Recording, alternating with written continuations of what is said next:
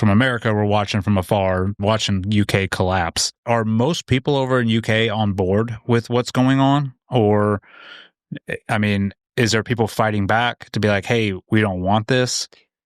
People are fighting back, but because the culture is so fractured, the fight back is fragmented, because there's been years of sort of embedding cultural differences, and because even the level of cohesion that would come if there was a meaningful trade union movement, once industries got moved out of the UK to, say India or subcontinent or whatever, that cohesion that existed because everyone was members of sort of like coal mining unions or truck driver unions or whatever unions were dominant, that's gone. Mm-hmm. And now the UK, because of mass migration, there's a lot of disparity there. There's a lot of disparity and conflict around migration and, in my country, Islam. It seems to me that there's a lot of cynicism, skepticism, doubt in the UK about what's happening. But what they've done is they've created the good preconditions by making the population very disparate, cynical of one another. The Occupy movement was one of the early movements that came out of online communication. So around 2008, people were protesting in the post-financial collapse era, protesting against the corruption of financial institutions and banks that seemingly deliberately brought about the collapse of the economy so that they could benefit from it. The Occupy movement was cross-cultural, like right-wing people were in it, left-wing people were in it, anyone was in it. Dave Smith observed that was the point that wokeism and identity politics really got promoted. Now, that idea has been in the culture for a while. It used to be called political correctness. People say, it's political correctness gone mad. You can't even use the word black anymore. You can't.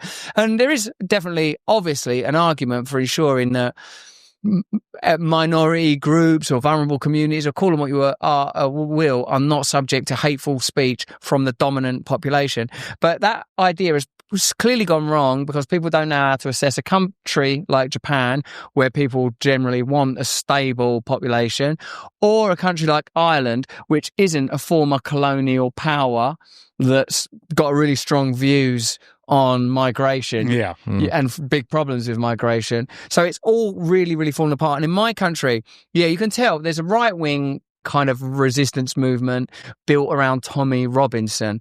He's very focused on Islam. Then there's people that are like sort of into conspiracy and stuff that will be into David Icke. Then there's a kind of a post-COVID movement where there are political figures that are like, wait, we were lied to in COVID. Shit, man. Them vaccines didn't work. The lockdowns were a lie. Our politicians were partying throughout that. Why are they still not revealing the number of vaccine-related deaths? A lot of information is getting sat on. So there is this latent nascent resistance, but it's not organised, and it's difficult for it to be organised in a country that's so disparate. And I would think, and I believe in fact, that points to the solution. When the Canadian philosopher Marshall McLuhan said the medium is the message, he meant in that time, well, it's mass media, it's television. The message is the medium. Whatever you watch it on, that's the message.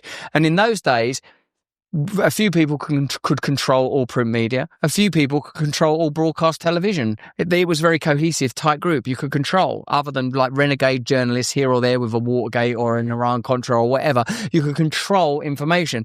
Now, everyone's a journalist. Everyone is Babylon. It's the Tower of Babel is over. It's craziness. Anyone can communicate anytime. The positives of that are, I think things are moving really quickly. But the point I want to make is, see what happened to media. Media collapsed. It couldn't compete in this environment. Some of them will find ways through subscription or whatever. New York Times will probably survive. Maybe the BBC in some form will survive. But the next phase, which I think people already know but are trying to prevent happening, is politics starts to reflect it. Politics starts to reflect, wait. In the same way that you wouldn't just have Fox versus MSNBC, because now you've got thousands of bespoke media outlets. Why would you not have a politics that reflects smaller units of sovereignty, which is what America was set up for anyway? And I think it's a matter of very short time before people are able to go, we should have decentralized control over our state, over our town, over our community, that the principle should be localization and individual sovereignty. That should be the principle. And when that principle comes up against corporatism, global commerce, mass bureaucracy, that principle should win. That ends in an instant cultural wars, because it's like your community over there, yeah, run it all woke, run it all however you want, run yours Muslim, do what you want. But we're going to run our community. And then you can have national consensus on big subjects, migration, what kind of military force you want to keep, what kind of infrastructure is needed.